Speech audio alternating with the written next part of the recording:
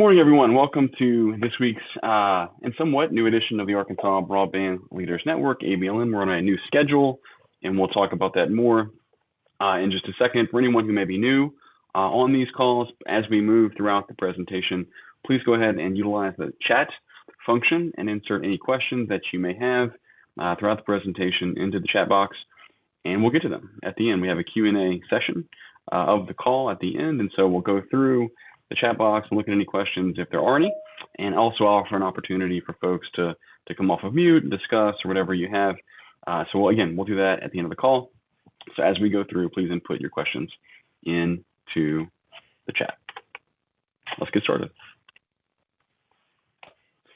Okay, so today we're going to have some broad updates across a couple of different topics. And then I wanted to be available to everyone. It's been a couple of weeks or a couple of meetings since I've had really the ability to be with you here in the office and in person and be available to walk through some data and be available to answer questions. And so we'll do that with the BEAD program today, do a deep dive, go through some slides, talk about some data and different aspects of the program, and then really kind of put our results dashboard up on the screen and share that for everyone and just walk through it. And answer questions if you have any and talk about the process as much as you want to. So we'll do that in just a little bit, but first we'll have some updates across all of our programs. So first update here, again, with the new schedule, as you are aware, we hope that ABLN has now shifted to once every 3 weeks. We wanted to make sure that we weren't just having calls every 2 weeks with generally repetitive information. And so we want this to be valuable for you. So again, moved it to once every 3 weeks. Today is the first meeting under this new schedule. The next meeting will be on October 10th through the end of the year, right on that 3-week new rotation.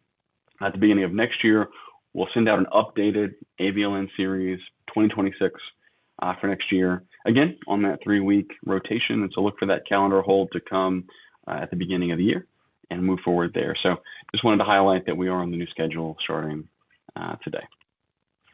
With that, and this has been brought up, I think, the last meeting or two, but wanted to cover it again for you. The Arkansas Internet Affordability Dashboard is now active and available on our website for public reference and use. Since it first launched about a month ago, maybe or so, we have since added 2 new providers to the dashboard. Connect First and Clay County Connect are now part of the dashboard. And so I did want to point out that we've talked to all the providers in state and let them know, look, if you want to be added to the dashboard, please let us know. There's a list of things they need to present to us to have it added, name of the program, the speeds offered, the costs, all those types of things. And they get that to us, and then we add them to the dashboard. So since we launched, again, 2 have been added, Connect First and Clay County Connect. I want to point out a couple things. So one, in order for a plan to be added to this publicly available dashboard offered through our team, the subscription plan must be available to the general public, okay, and at least one location in at least one county. That's sort of the standard there. So it has to be publicly available, and we're not going to put promotional plans up there. Okay, so that's the 2 things: available to the public and not a promotional plan. That would qualify if they submit the information to us. That gets them on the dashboard. There is a disclaimer right above. If you go to the affordability page on our website and scroll down, that's where the screenshot is, and also the link to the dashboards here on the PowerPoint. So you'll be able to click it when you get the follow-up email from our team after the call. There is a disclaimer, right? So we are not endorsing any provider or plan, right? Or can we attest to the accuracy of the information that's been provided, okay? And also the plans that are listed by county may not be available for every single location, right, in a county. So we always encourage you, anyone that's using it, to contact the provider directly for more information on plan offerings, costs, and availability. But we do our best to have this available for you. So we think it's a valuable resource for folks. Please use it as much or I guess as little as you'd like, but it's there. We think it's a good thing, and we hope to continue to add additional providers as they get information to us. So we look forward to that. All right. Welcome back, Noah. I think we want to give him a little opportunity to introduce himself this morning. He's now an official a part of our team as an official state employee. So we'll let him introduce himself this morning. Good morning, Noah. Good morning, Glenn. Good morning, everyone. As most of you know, I did leave over a month ago, I think, almost 2 months. My AmeriCorps term of service ended in August, but I am now back at the office as a full-time state employee. And I am just super excited to be back in here helping you guys, helping the office do the amazing work to improve connectivity and affordability throughout the state of Arkansas. So I'm back. Feel free to email me if you guys need anything. All right. Thanks, Noah, for that. Glad to have you back as part of the team and contributing already. So excited about that. Okay, at this point, we'll move to updates from the digital opportunity manager this morning. Cam, good morning. I know you have some bullets to cover here. Before we go into, I do the deep dive on the BEAD program for all of our folks. Good morning, Cam. Good morning, Glenn. Good morning, everyone. Can you hear me? I think so. Yes. Yeah, so this week I had the pleasure of attending the Digital Access Research Forum at the KC Federal Reserve. It was awesome. Getting to rub shoulders with all of the, I would say, thought leaders in this digital access industry. I have a lot of takeaways, but here's my top two from the last few days. In the field, we need to be able to we need a stronger consensus, and we need to be able to clearly state impact. That is through research, that is through storytelling, that is through those two main avenues.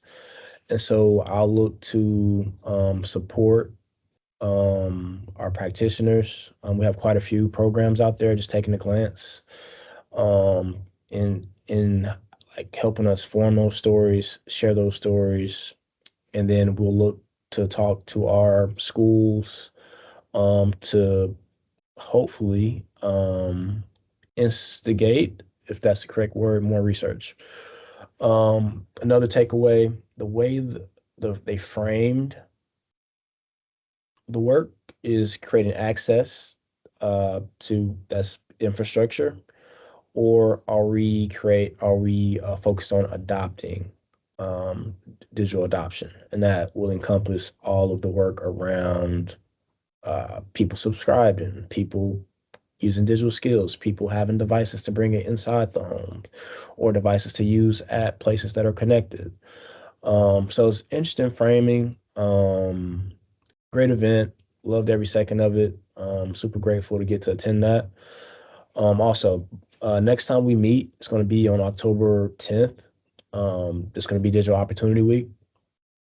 I don't know if we had any events scheduled or announced at this point in time, but I would love again to support local organizations, digital skills programs that we know exist. I would love for them to celebrate and get build some awareness in the field.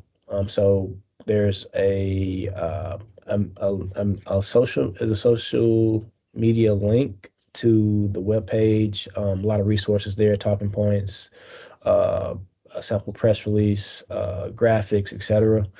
Love for you guys to explore, and I'm also here to support as necessary. That's it for me today, and I'll pass the mic over to Glenn to do the BEAD deep dive. All right. Thanks, Cam. Good presentation today and good updates for the folks. So look forward to all those efforts. So again, I want to do a BEAD deep dive with everyone. I know, again, I said at the top, it's been a couple of meetings, I think, since I've been able to be in person here at the office to be able to talk with you. So wanted to make sure that I was available to you and walk through the BEAD program, deep dive on what's going on, where we are, results, etc., and open up to questions and just talk through it. So let's go ahead and get to it here.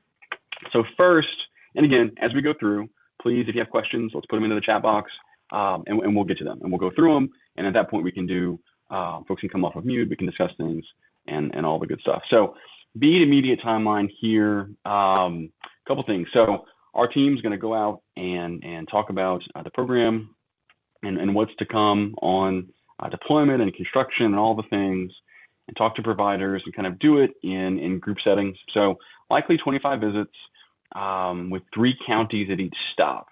Okay. So instead of we don't have enough time to do all 75.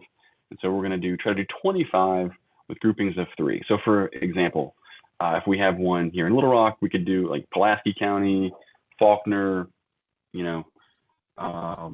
Saline, right? So think about one stop with data and stakeholders from 3 counties and go through the information for 3 counties at one stop. That's the concept there. We did that last year for one of the topics, and it worked really well. We got good feedback on it, so we'll try that again, likely between the month of October, and probably up through near Thanksgiving, because everyone knows once Thanksgiving happens, from Thanksgiving through the end of the year, it's a crapshoot, right? So likely during October, first half-ish November, we'll get out and do some of this. So look, as the schedule rolls out, we'll let you know where we'll be, and look forward to seeing you on the road. U.S. Department of Commerce, their formal review with both NTIA and NIST, 2 sub-agencies within Department of Commerce. Now, Secretary Lutnick at the federal level has publicly committed that states would receive back approval of their plans within 90 days of getting submitted to the feds. So in theory, for Arkansas, that's December 4th. Okay, so sometime between now and December 4th, as we walk through this process with them, it should be wrapped on the federal side. Then we come back home and go to ALC to get appropriation approval to actually be able to spend BEAD funding. Okay, at that point, we can begin executing grant agreements with the providers. Now, this is a long process with many levers in place and many check the boxes that have to happen. So before our providers can execute grant agreements with the state, there's several hoops they have to go through, right? So we're working through that now, and they must meet all of those requirements to then be able to actually execute a grant agreement, and it's already working on that. That takes place. Then the providers have to do an environmental historic preservation review of their projects and complete that. Once that is certified, then construction can begin on projects. Okay, so as this has been for a long time now, it's a process. We're working through it each time, and we always make significant steps. And so this is sort of outlining kind of how the immediate timeline looks for you. Again, always tentative, subject to change, and not everything is going to be listed here, but sort of the high level, this is how the process will play out and will work as we move forward. Okay, so on the whole, broad perspective, we received 730 applications. And remember, as you all are well aware, we had this pretty much wrapped prior to June 6th, really kind of end of April, early May. Then the June 6th sort of restructuring at the federal level forced all the states to kind of go redo some things. And so this is all relative to the redo, okay? Benefit of the bargain round. So 730 applications received across 33 different providers. Remember, we had 49 providers and partnerships pre-register to participate in our process. Ultimately, in following June 6th and the re-execution of the program, 33 providers ultimately submitted applications, 730 applications received, and we'll look at a couple of stats on that on the next slide. Over 79,000 locations preliminary selected in Arkansas, representing 100% of total eligible locations in the program. So we were really excited about that particular feat. In total, a little over $308 million in grant outlay, with more than $200 million of that being preliminarily awarded to Arkansas-based companies, right? So if we think about economic development in the state, it's a very good thing. It's $200 million preliminarily going to Arkansas-based companies. And again, that accounts for about 30% of the state's $1.024 billion allocation in this program. Average kind of grant award per location in this program, $3,889 per location. Again, one of the lowest in the country, so we're really excited about that. It speaks to the really market-driven, competitive process that we laid out. So really excited about that. And then, one of the things that came with the June 6th policy was more of a technology neutral approach to the program. And so, we applied that across the board. And with that came 76% of locations awarded with a fiber project, 16% of locations with LEO satellite, 7% of locations with fixed wireless, and then again, 1% with a hybrid technology. Okay, so again, highly super competitive in Arkansas. We talked about getting 730 applications from 33 providers in the re-executed program. 99% of all locations in the state received an application from 2 or more providers. Okay, really great numbers, highly competitive. And then on average, every eligible location in the state received 3.1 applications for that one location. Okay, so again, highly competitive process. You all should be really excited about the competition that resulted in Arkansas's program. I'm going to bring this up in a second, share the screen. We can ask questions and go through and do some different filtering on our preliminary result dashboard, again, which is available for everyone. A couple of recent additions that we've added in the last week or two to this, we've added, and our legislative folks are going to be super excited about this, we've added filters for state Senate districts, state House districts, and also the congressional districts, so the 4 districts as well. We're still working very hard to add an address search functionality. It's more difficult than you would think to get that in place, and so we're still working through that, and as soon as that comes online, we'll let everybody know, because that'll be a neat feature for folks. But again, wanted to highlight that we've added some recent filters to it. I think I forgot to hit the button. There we go. To highlight the different filters here. And again, I'll bring this up in a second and open it up, and we can talk and do different things, and I'll filter in real time as we talk through that. So, latest updates on where we are. We are currently in a curing process. You may have heard that term last year during some of this work. Essentially, it's back and forth between the office and our team and NTIA on different things. And so what does that mean exactly? Well, there's 2 different buckets of curing. And when we say curing, it's just, hey, we need to tweak this, or, you missed a comma here, etc., right? So 2 different buckets of curing, data and programmatic. So a little bit in the weeds, but I think it's important to talk about. So on the data side of things, think about like every location in the state, whether it's a home or a business, has a specific location ID, okay, at the federal reporting level. So, imagine a list of 79,000 location IDs, right, for every location in the state. Project numbers and numbers associated with different providers and different community anchor institution listings, all those types of things on the data side. So a lot of spreadsheets, a lot of Excel, that piece of it. On the programmatic side, we have to do a whole budget estimation Excel with everything from the dollar amounts of our preliminarily awarded projects to estimations on how much gas we think the state car will use between now and 2032. Okay, very detailed things. You can see how with that level of detail, from an award down to gas usage, it can go back several times between our office and the feds. That's an example of the programmatic side of things. So we've been going back and forth a little bit, submitted several different revisions again last week and this week in both curing buckets. The process continues to move very swiftly, so we're excited about that, which is encouraging. And when you look at both the data side bucket and the programmatic side bucket, we feel as though we're really close to moving ahead in the next step in the overall process. And so what does that look like? Well, currently it's with each state has a federal program officer or FPO that's responsible for giving an initial review. So that's the point that we're at currently. Then it goes to a committee, takes a look at things. Then legal folks take a look at things. Then the NTIA front office takes a look at things. And then it goes over to NIS, right, for a really detailed budget review. So a lot of processes, a lot of steps in this whole thing, but wanted to kind of give you a readout on where we are with things happening, sort of what the process looks like as we continue to move forward.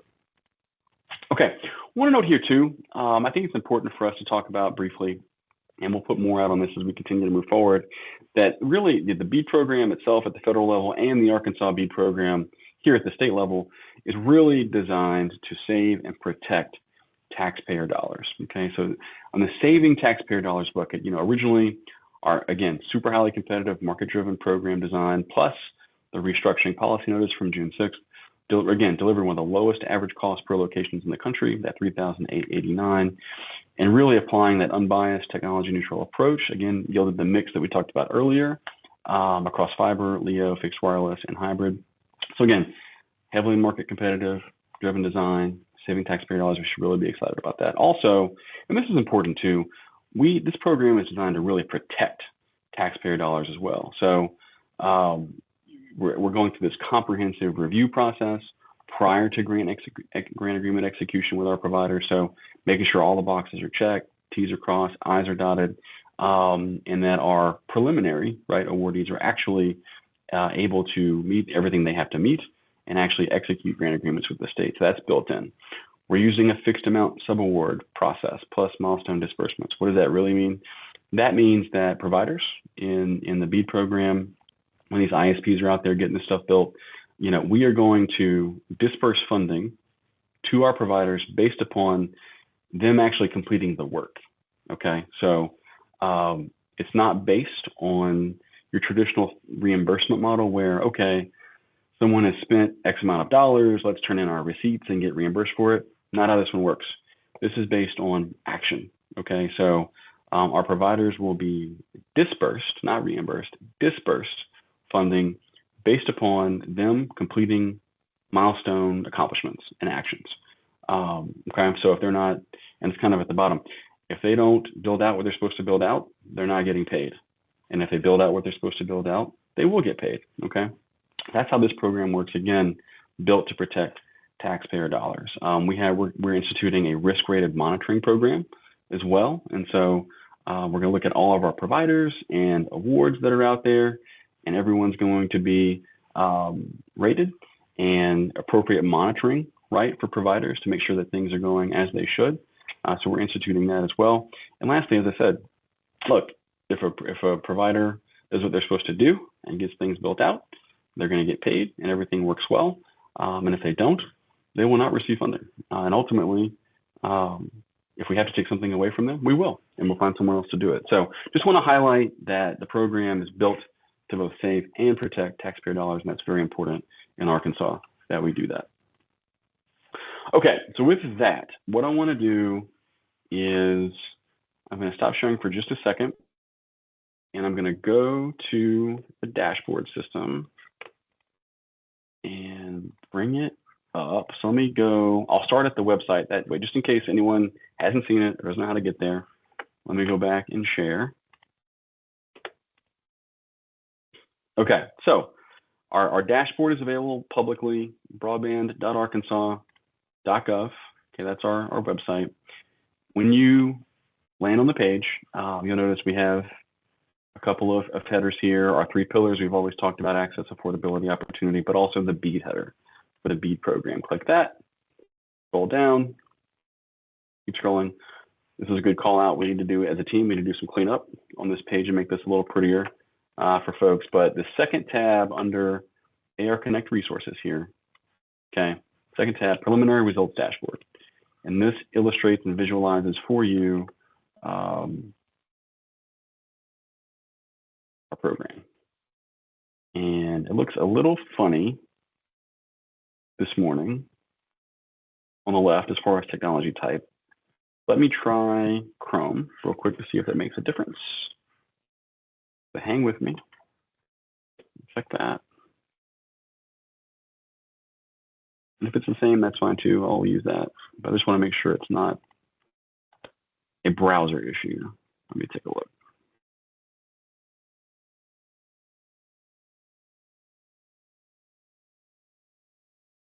Better. I'll do it that way. Let me take this one off. Stop sharing. I'm not endorsing any particular browser, but I'm going to bring over this one, so I'll share again. And just that one looked a little funny, so I wanted to make sure. But anyway, have it here. Let me enlarge the screen. Much better. Okay. So again, publicly available dashboard for everyone. When you first open it up, right, it's got the holistic preliminary results. So providers, and what you'll see, it's got the ISP, it's got the total grant award statewide for that particular ISP, number of locations, and number of sub projects, right, that equal the totals that you're seeing. As we highlighted at the top of the call, there are several different filters, and we added a state Senate District 1, State House District 1, county, municipality, particular provider, sub project ID. That's a little bit inside baseball for the providers, but you can use it too if you want. Tech type, and then the congressional district that we added. And what you'll see is the filters are intermingled a little bit. So for instance, if you pick a county, let's do Pulaski just because we're in town. Click Pulaski, right? It automatically filters for Pulaski County. It shifts all the ISPs awarded in Pulaski County and all the data for Pulaski County, right? But you can go further, okay? So now it's at Pulaski. Now I want to look specifically at Brightspeed, okay? Here, you notice it's only the ones that are listed for Pulaski County. I want to look at Brightspeed now. See how it continues to drill down, right, for you. So that's an interesting feature. They're not one-off filters. They actually work together, so you can do things that way. So let me reset here. Pravalika loves the fact that I made her add a bright red reset button to keep it easy functionality for everybody. So again, all here, we can talk through it. So let's go ahead and open up for chat and discussion and Q&A. First thing I want to do is go to the chat box and see if we have anything there. And if we do, we'll walk through it. If we don't, we'll wait a second and see if anybody has anything. So let's look at that first before we go to unmuting and talking. So let's see if we have anything. We have a bunch of AI note takers. So that's always exciting. Good to see everybody leaning into technology. All right. This morning, I got a little Fleetwood Mac this morning. Had a discussion amongst our team to see what we wanted to play, and that's what we decided to play this morning, which is always good. Let's see. More AI note takers. Good music. Note takers, note takers, note takers. Congratulations, Noah from Akili.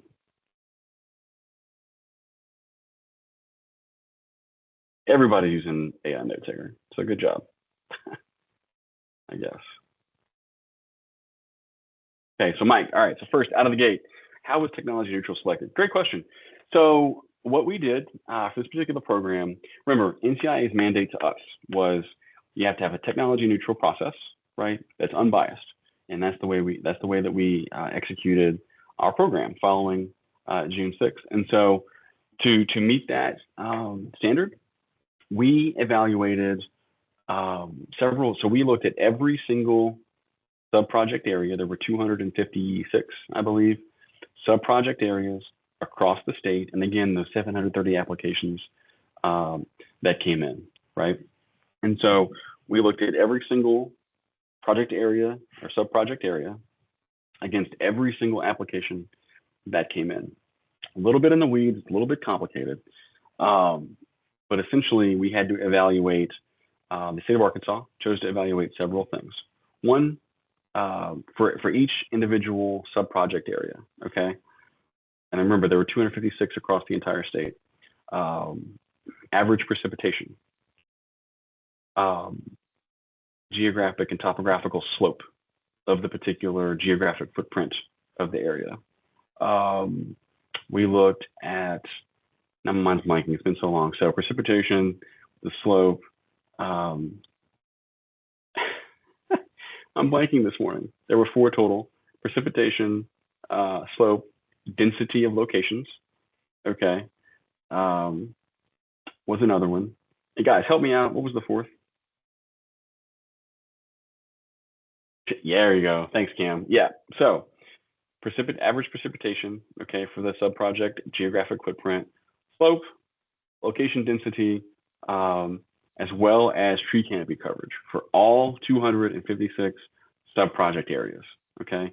So you compare all of that against what comes in from the providers and calculated basically a score from 1 to 5, and that determined, according to the restructuring policy notice, in line fully with the restructuring policy notice, what was considered a priority project versus a non-priority project. So anyway, technology neutral, looked at a bunch of factors, also looked at network backhaul and splits and so forth for other technologies, applied it across the whole state, across every application we received, and that's how the technology neutral approach was done.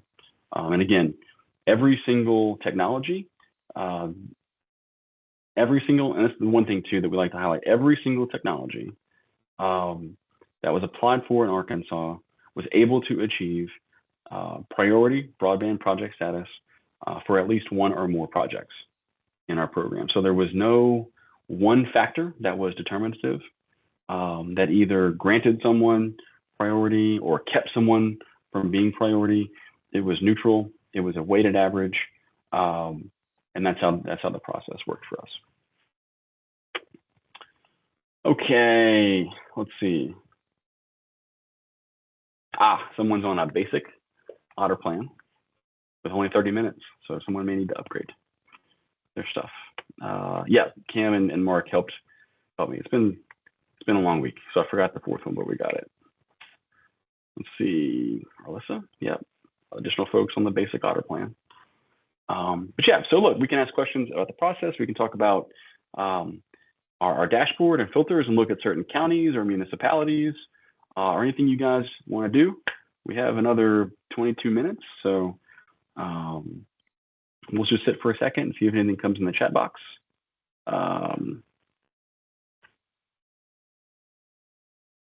Okay, Danny, so a public comment form was available for use during the week of August 25th to 9. That is correct. I assume others commented on my concern of awarding to LEO satellite-based ISPs instead of fiber-based ISPs. I realize the point system in deciding the winners is quite elaborate, but what were the primary drivers of the decision-making process to award LEO instead of fiber? Were any LEO ISPs awards? Were any LEO ISP awards changed to fiber ISP? So again, yeah, so Danny, what I want to again cover there is it was not we didn't say, oh, LEO fiber, right? We didn't do that. Weren't allowed to do that. Okay. Everything was graded accordingly, right? And scored through looking at all of the different things that we just highlighted, right? And if different, remember, because it's specific to the project. This is not, we can't say certain technology this or that, certain applicant this or that. It is the application itself for a sub-project footprint itself. And how do they work and go together, okay? And so applying that method, looking at the things we looked at, getting them scored certain ways, right? And following the process in a neutral, unbiased manner, that's how it shook out. And again, state of Arkansas executed the policy notice to a T as it was designed. And look, and I get that, there's going to be angst and folks are going to say, well, one technology or another, or we should have had this or that. Look, the federal program is very prescriptive, right? And with federal dollars come federal requirements. And so we executed the program as given to us, and we think we did it on the whole. We did it very well statewide, and so we're happy with that. But I understand kind of where you're coming from there. But again, it has to be a neutral process through the factors that we looked at, and ultimately this is what shook out. And I also want to say, too, that there were different applications for different areas, right? And so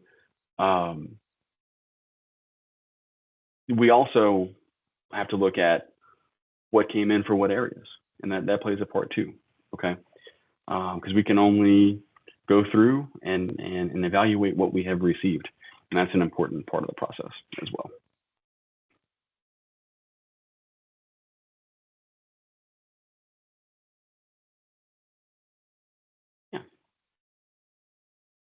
Yeah, and Aliki, that's why I want to make sure that I was available to help walk through the process and explain how things, how things shook out.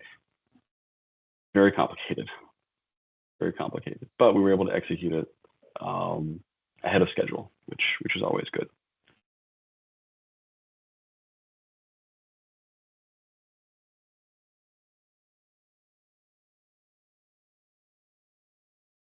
Yeah, Jeff, great question there. So will each provider be required to offer a low-cost plan? Yes, every provider as part of the BEAD program will be required to offer a version of a low-cost plan, and so yes, that is part of the program.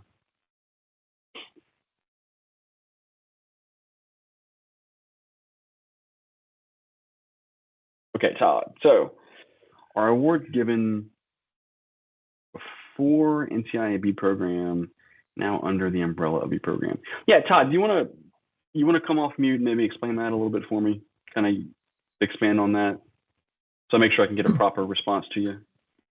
Absolutely. Yeah, go ahead.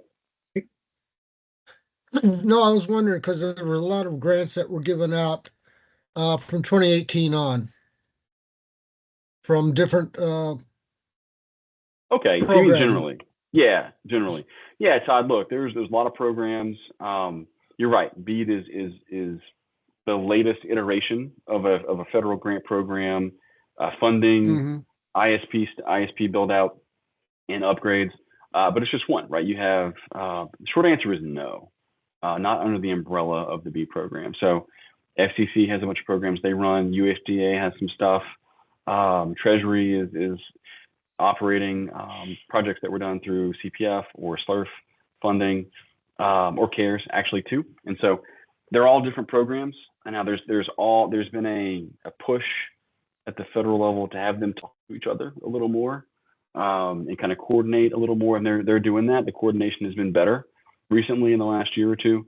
But the BEAD program is the BEAD program. It's separate from all the other ones.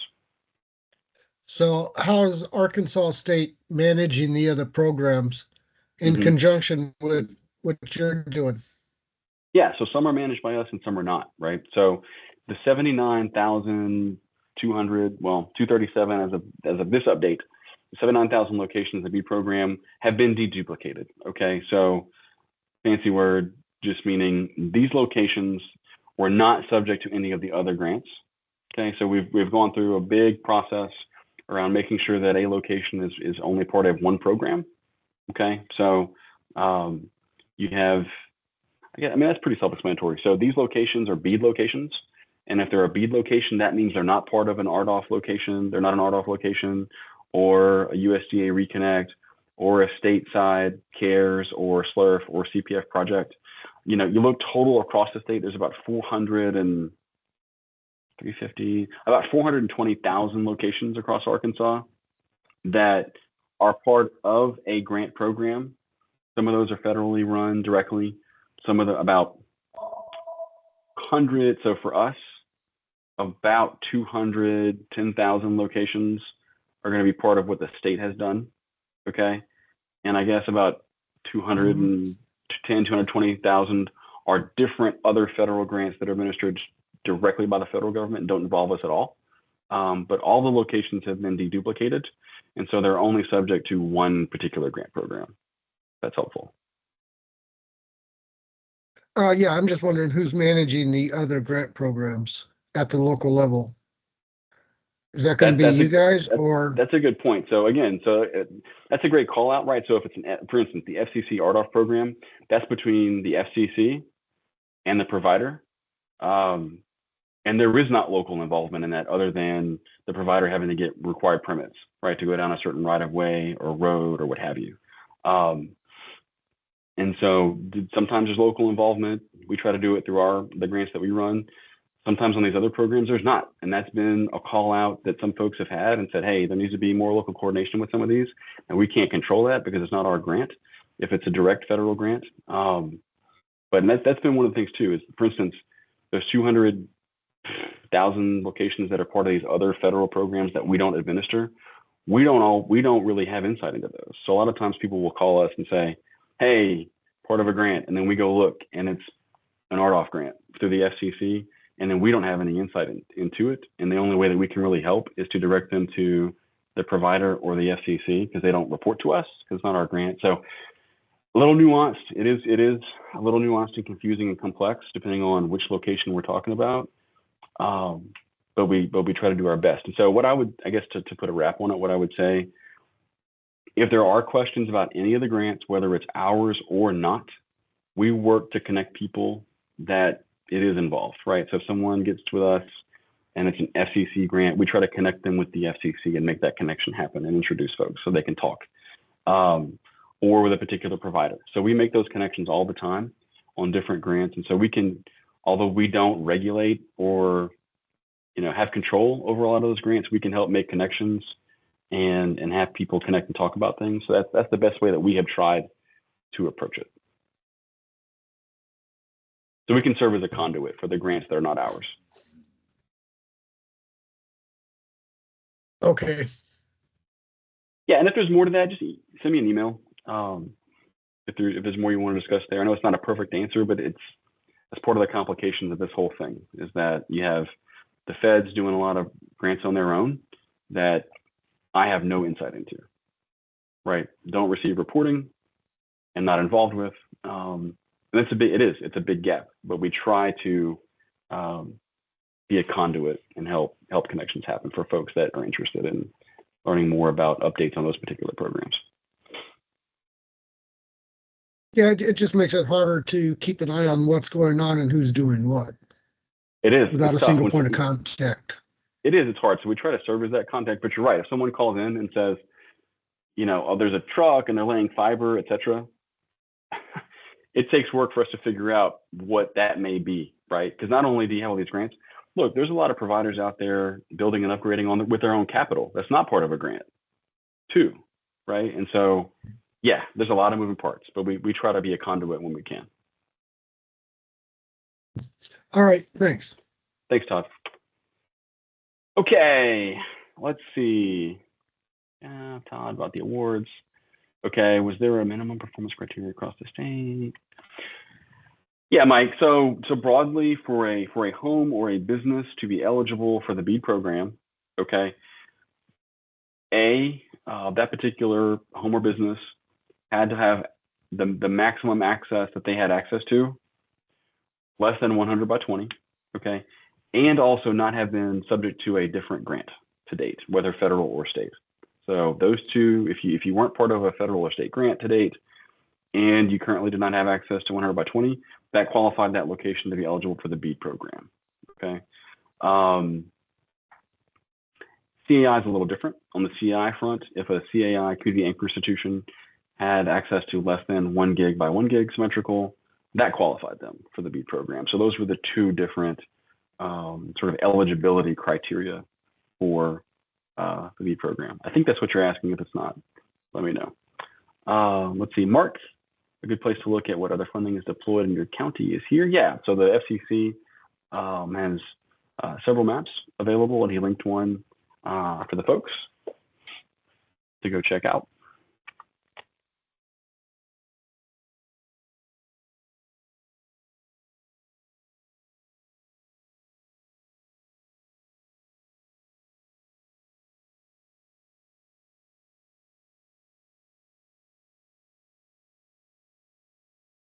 Okay, Jeff, so will there be a limit on the price of the low-cost plan?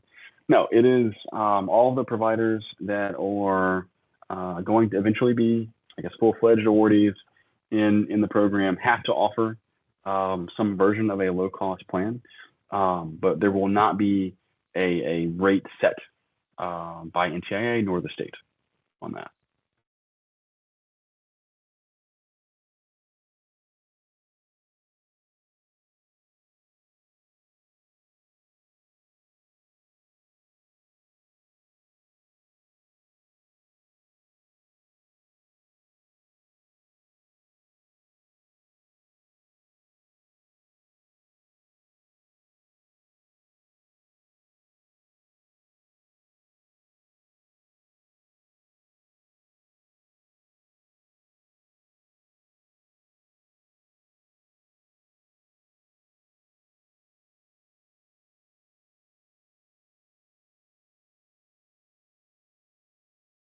Okay, we'll sit for just another minute.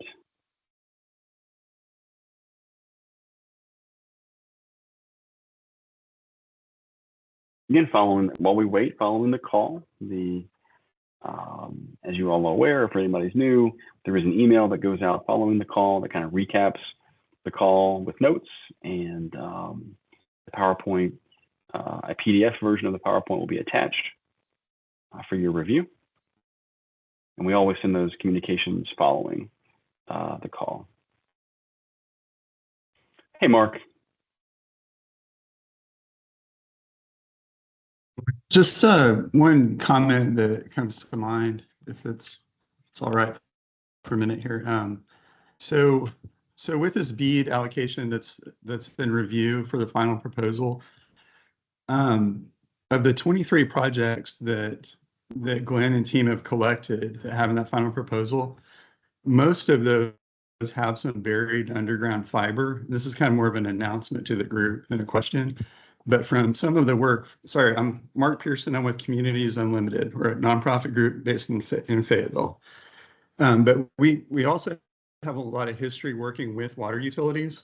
And something we found in other places is that sometimes there's an issue with contractors doing that buried underground construction and discovering water lines where there's not good locations on the water lines for prior systems.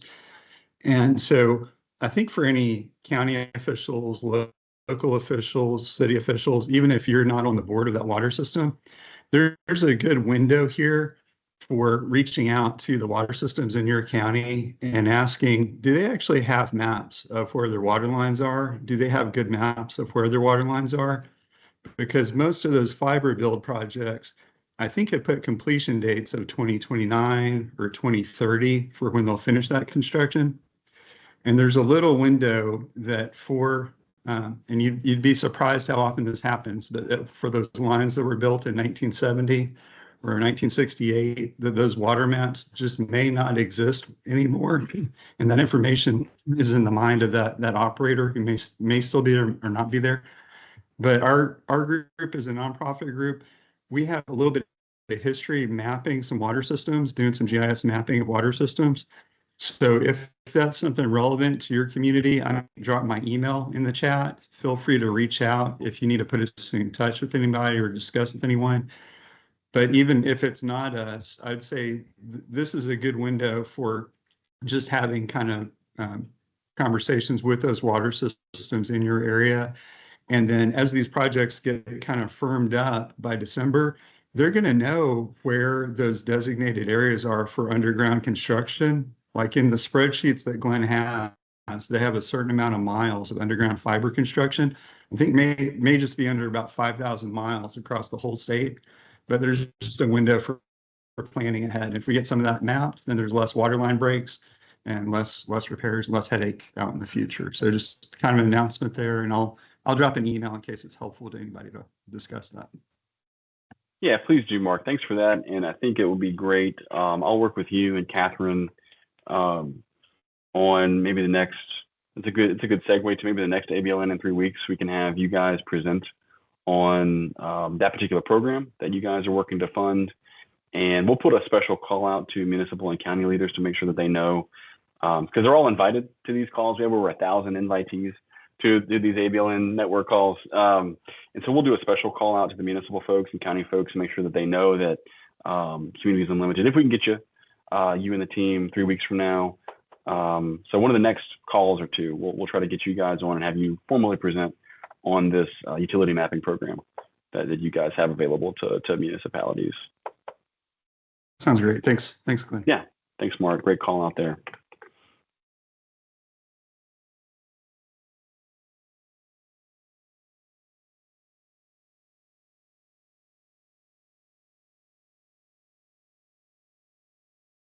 All right, so Mark will drop his email in the chat, and we'll make sure that our team includes his contact information on the follow-up call. I mean, the follow-up notes that'll come shortly. Yeah, he put it in there, which is fantastic.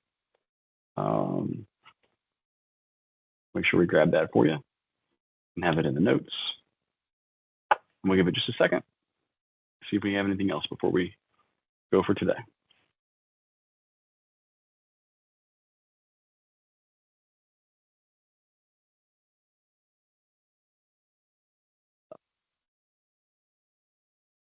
app.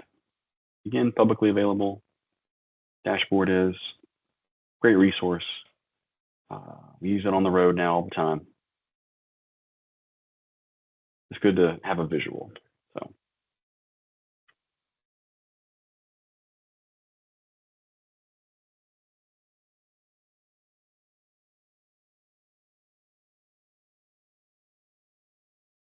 Yeah, looks like 4,694 miles of buried fiber in the draft plan to date. So good call out there, Mark. All right, we'll end it there. Thanks for being here on the new rotation.